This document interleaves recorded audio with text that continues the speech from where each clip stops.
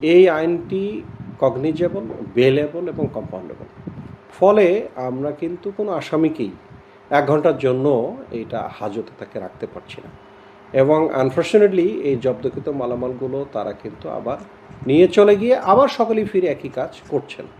তাহলে আমাদের এখানে সবাইকে সমন্বিতভাবে টাস্ক ফোর্সের মাধ্যমে কাজ করতে হবে। মোবাইল কোড আছে।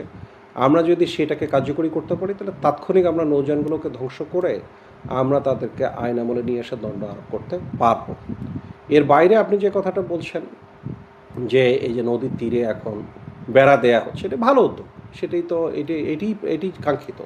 এবং আমরা যদি এটি পারি যে যারা দিয়েছে, এই যারা দানকারী কর্তৃপক্ষ, ইজাদারকে যদি এইটা আমরা নিশ্চিত করতে পারি যে উনি রাতে বালু কাটবেন না, উনি সূর্যোদয় থেকে সূর্যাস্ত পর্যন্ত কাটবেন, তাহলে এটা তো শৃঙ্খলা ফিরে আসা খুবই স্বাভাবিক এবং এটা কাঙ্ক্ষিত। সরকার রাজস্ব পাক, আমরা সেটিও যেমন চাই। পরিবেশ, প্রতিবেশ, নদীর গতিপথ সবগুলি সমুন্নত থাকে এবং এখানে অন্যান্য অংশীজন যারা আছে সেই অংশীজনকেও কিন্তু এগিয়ে আসতে হবে। পরিবেশ অধিদপ্তর, নদী রক্ষা কমিশন, বিআইডব্লিউটিএ, তাদেরও কিন্তু মোবাইল কোড করার সুযোগ আছে, তাদেরও মামলা দেওয়ার সুযোগ আছে এবং সেই সর্বক্ষেত্রে আমরা পুলিশি সহায়তা করেই যাচ্ছি এবং এটি করব।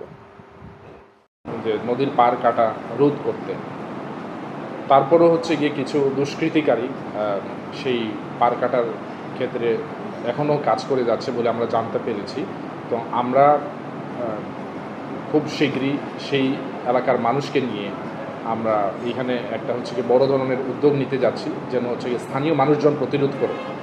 এবং আমরা জেলা প্রশাসন, পুলিশ বাহিনী সহ সবাই মিলে ঐকান্তিকভাবে কাজ করছি এটা প্রতিরোধে। কিন্তু স্থানীয় লোকজন যদি প্রথম বাধাটা না দেয়, আসলে এটা অনেক কঠিন একটা বিষয় হয়ে দাঁড়িয়েছে। তো আমরা আমাদের কার্যক্রমের মাধ্যমে, আমাদের উদ্যোগের মাধ্যমে আমরা সবসময় চেষ্টা করে যাচ্ছি যেন নদীর পার কাটা, নদী ভাঙন রোধ বা স্থানীয় গ্রামগুলা ক্ষতির হাত থেকে রক্ষা পায়।